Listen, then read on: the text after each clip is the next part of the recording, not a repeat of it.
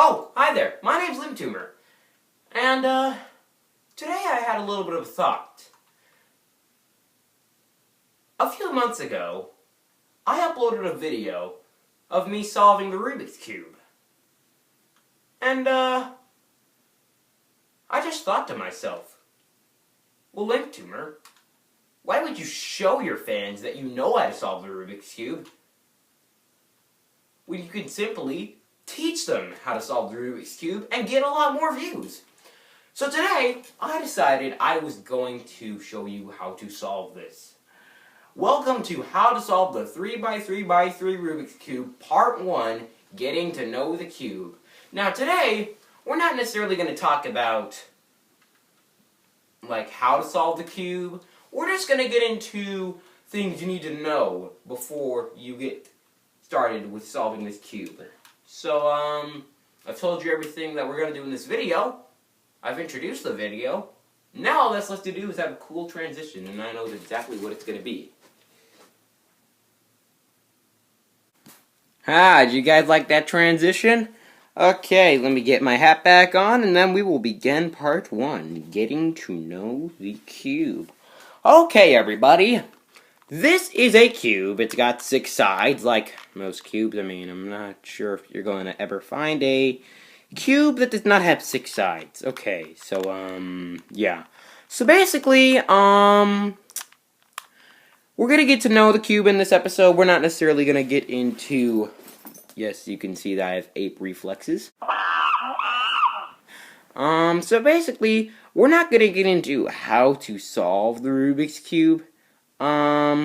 Today, we're just going to get into getting to know the cube, getting to know what you do with the cube, all that kind of stuff. So, let's start off with pieces. No. Well, yeah, pieces. Why not? Sure. Okay, so let's start off with pieces. Centerpiece. Centerpiece is the most important piece on a Rubik's Cube, and here is why. The centerpiece determines what color this side is going to be by the end of the solve. See, these you can obviously tell what the centerpieces are on all sides. This right here is the centerpiece. This is the centerpiece. This is the centerpiece. This is the centerpiece. It's pretty self-explanatory. So basically, the centerpiece determines what the side is going to be at the end of the solve. It's very important, okay? So yeah, the centerpiece has one piece, or one color, no more, no less, and like I said, it determines which color that side is going to be by the end of the solve. So it's very important that you pay attention to this, okay? So, now let's get into edge pieces. Edge pieces have 2 colors, no more, no less, 2 sides, no more, no less, and yeah, any piece that has 2 pieces or two colors on it, you know that is a that's a centerpiece. I mean what was it again? Not center, but edge piece. And now let's get into the corner pieces. Corner pieces have the most pieces and sides of any piece. 3 sides, 3 colors, no more, no less.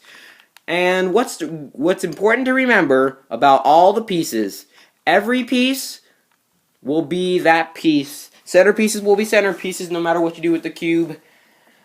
Centerpieces will always be centerpieces no matter how you move the cube. Edge pieces will always be edge pieces no matter how you move the cube. And corner pieces will always be corner pieces no matter how you move the cube.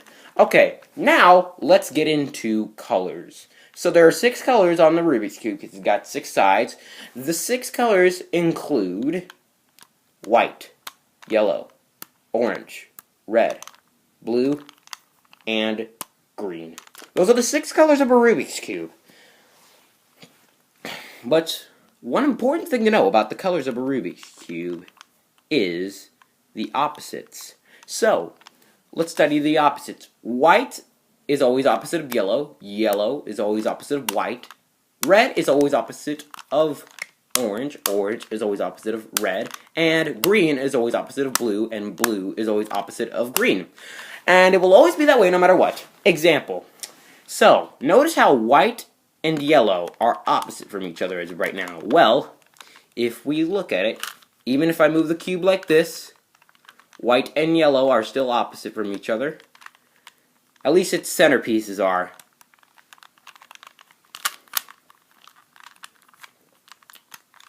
They're still opposite.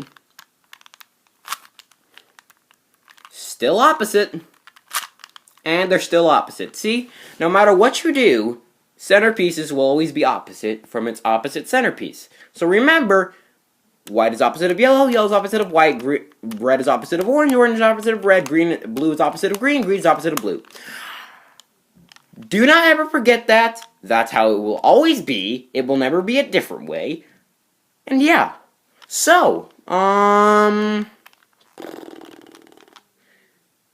I gone through everything? I'm not sure.